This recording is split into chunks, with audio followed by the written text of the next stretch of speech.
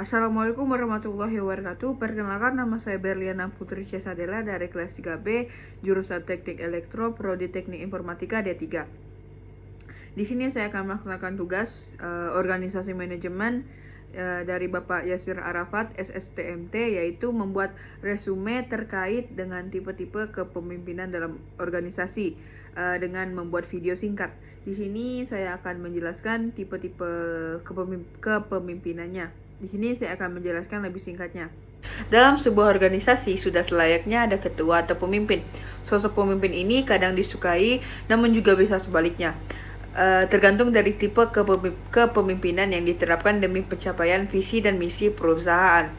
Dalam struktur organisasi, apabila tipe kepemimpinan perusahaan yang diterapkan sesuai dengan kondisi sekaligus target yang hendak dicapai, maka bisa mendorong seluruh elemen di dalam perusahaan untuk mengalami pertumbuhan ke arah yang lebih baik. Karyawan jadi bisa bekerja lebih sistematis dan otomatis produktivitas pun meningkat. Di sini saya akan menjelaskan tipe-tipe kepemimpinan dalam organisasi sebuah perusahaan bisnis.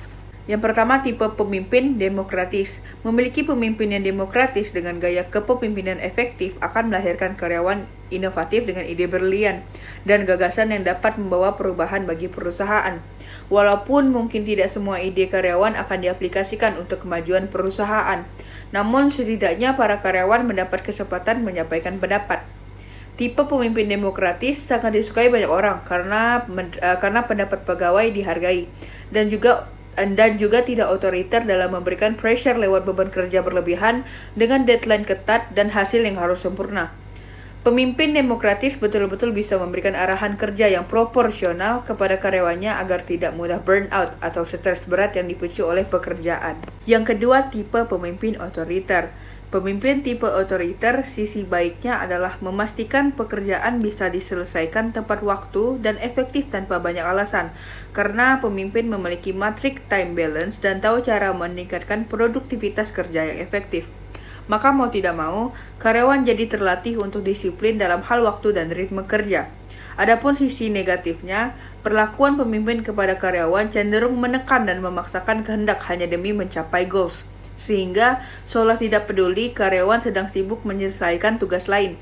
Pemimpin jenis ini akan memberikan pekerjaan tambahan hingga karyawan terpaksa lembur dengan alasan demi mempercepat peningkatan profit perusahaan. Yang ketiga, tipe pemimpin karismatik. Tipe pemimpin karismatik ini, sisi positifnya adalah karyawan akan dengan senang hati melakukan apapun yang dibutuhkan pemimpin, mulai dari membantu proyek atau order baru yang harus segera ditangani, diminta melakukan revisi pekerjaan sesuai permintaan klien, dan sebagainya. Karena pemimpin perusahaan berkarisma tinggi, karyawan akan merevisi pekerjaannya kembali dengan senang hati. Yang keempat, tipe pemimpin militeristik. Tipe pemimpin ini sangat mementingkan disiplin tingkat tinggi. Baginya, seorang pemimpin harus memiliki keahlian pemimpin yang sesungguhnya.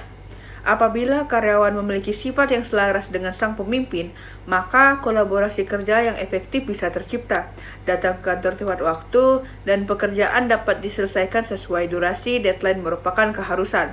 Sebaliknya, apabila karyawan tidak disiplin, dijamin mereka tidak akan bertahan lama bekerja di perusahaan tersebut karena akan bermasalah dengan atasan, mulai dari mendapat teguran karena telat, kinerja yang lambat, dan kurang disiplin pada aturan kerja perusahaan. Yang terakhir, tipe pemimpin paternalistik.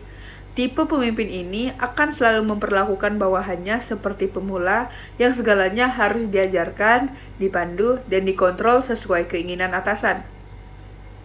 Tipe pemimpin ini memiliki perfeksionis dalam kerja yang juga diinginkannya bisa dilakukan karyawannya juga.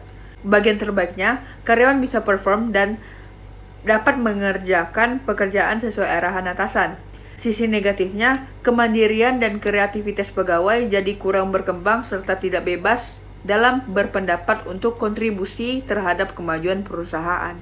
Baik, sekian dari saya. Kurang lebihnya saya mohon maaf. Wabillahi taufiq wal hidayah. Wassalamualaikum warahmatullahi wabarakatuh.